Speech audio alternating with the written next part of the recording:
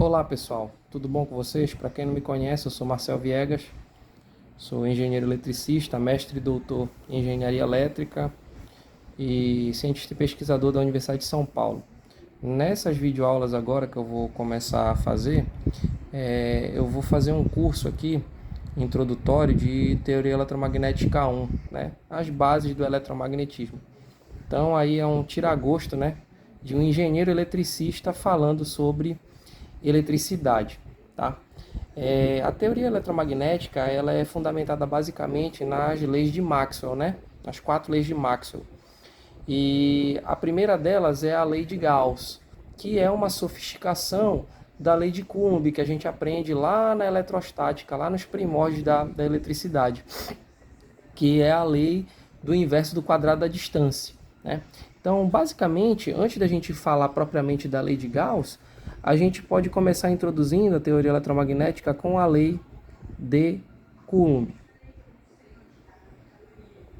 A lei de Coulomb é uma lei experimental, que é a lei do inverso do quadrado da distância, como eu falei. Se a gente tiver, por exemplo, dois objetos carregados, por exemplo, positivamente, certo? E esses objetos eles estiverem separados por uma distância r um do outro, esses objetos começam a produzir campos elétricos que interagem entre si. E a gente sabe das leis básicas da eletrostática que cargas elétricas de sinais opostos se atraem e cargas elétricas de mesmo sinal se repelem. Portanto, essa carga aqui positiva Q1, que eu posso chamar, ela exerce então uma força de repulsão sobre a carga Q2, que eu posso chamar de F12 vetorial, assim como a carga Q2 exerce também uma força de mesma intensidade, mesma direção, porém de sentido contrário à carga Q1, que eu posso chamar de F21. E o que Coulomb observou experimentalmente? Que a F12 ela é exatamente igual a menos a F21. E mais ainda, o Coulomb conseguiu experimentalmente verificar que o módulo desta força F, que eu posso definir, depende de uma constante de proporcionalidade 1 sobre 4π e a permissividade elétrica do vácuo, ε0, que depende exclusivamente do meio, que nesse caso aqui eu digo que as cargas elas estão mergulhadas no vácuo, tá certo? Ainda, módulo da carga Q1, módulo da carga Q2, o produto dos dois módulos, dividido pela distância que separa essas cargas, R ao quadrado. Por isso que a força é tida como uma força que é proporcional ao inverso do quadrado da distância entre as cargas, certo? Bom, isso aqui é a lei experimental de Coulomb. A lei de Gauss é uma lei formulada com base na lei de Coulomb, certo? E é uma sofisticação da lei de Coulomb. Eu poderia ousar dizer nesse curso aqui que toda a teoria eletromagnética ela é fundamentada basicamente na lei de Coulomb e na teoria da relatividade. Eu tendo a lei de Coulomb e a teoria da relatividade, eu posso inferir, por exemplo, o campo magnético, certo? Mas isso aí é uma conversa para as próximas videoaulas. Bom, enunciada a lei de Coulomb, eu posso partir então para a lei de Gauss. Como é que funciona a lei de Gauss? A lei de Gauss é o seguinte: imagina que eu tenho uma certa região do espaço onde eu tenha um determinado campo elétrico. Linhas de campo elétrico passam nessa região do espaço, tá certo? E aí eu posso aqui colocar essas linhas de campo, que eu vou chamar de um campo elétrico E, tá certo? Imagina que essas linhas de campo, elas furam um determinado volume, tá certo? Elas furam um determinado volume, e esse volume, ele possui uma determinada superfície, tá certo? Que determina este volume. Então aqui eu teria um volume V, tá certo? E aqui eu teria uma superfície fechada S.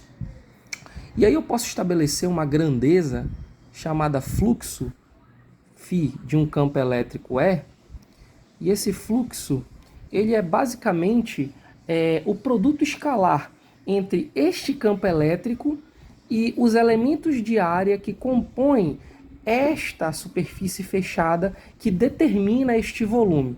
Então eu posso dizer então que esse fluxo ele nada mais é do que a integral dupla de superfície fechada do produto escalar E ds. O que eu estou querendo dizer com isso? Estou querendo dizer o seguinte, como este volume aqui ele está sendo furado por essas linhas de campo elétrico, vocês hão de convir comigo que existem elementos infinitesimais de área, tá certo?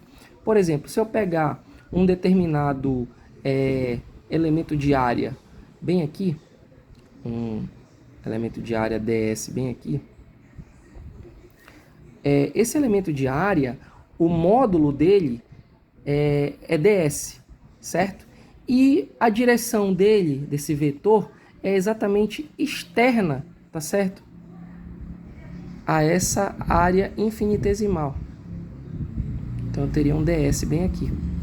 Assim como, se eu pegar um outro elemento de área bem aqui, tá certo? Eu vou ter um ds que aponta para fora desse elemento infinitesimal de área, um dszinho bem aqui. E aqui eu teria um vetor campo elétrico também, apontando. O que eu estou querendo dizer para vocês? Ora, esse produto escalar ele pode ser negativo, ora ele pode ser positivo, certo? Aqui os vetores têm o mesmo sentido, a mesma direção, o mesmo sentido. E ora pode acontecer, por exemplo, se eu definir um determinado elemento de superfície aqui, ele vai estar apontando para fora, né, dessa minha superfície fechada, ds. Ora pode acontecer de o vetor ds ser ortogonal ao vetor campo elétrico, a linha de campo elétrico. E aí o que essa expressão está me dizendo? Essa expressão está me dizendo que o fluxo do campo elétrico nada mais é do que eu pegar cada elementozinho desse aqui de área, ds, fazer o produto escalar dele com campo elétrico ponto a ponto, né? Somar tudo isso. Ao somar tudo isso, eu tenho a grandeza fluxo.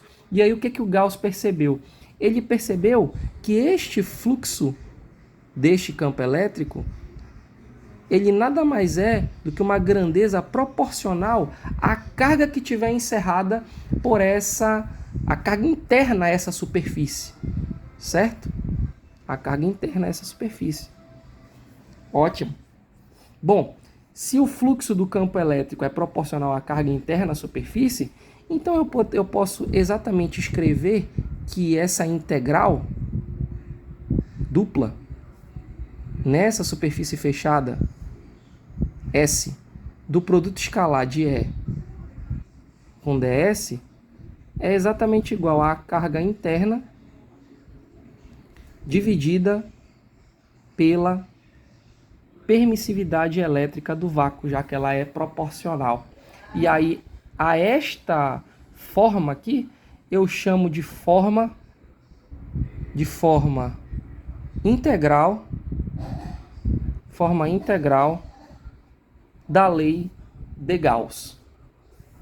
Na próxima videoaula eu vou apresentar para vocês a continuidade desse estudo, apresentando a forma diferencial da lei de Gauss a partir do teorema de Gauss, que é o teorema da divergência, para a obtenção ponto a ponto da forma diferencial então da lei de Gauss. Um abraço e até a próxima videoaula.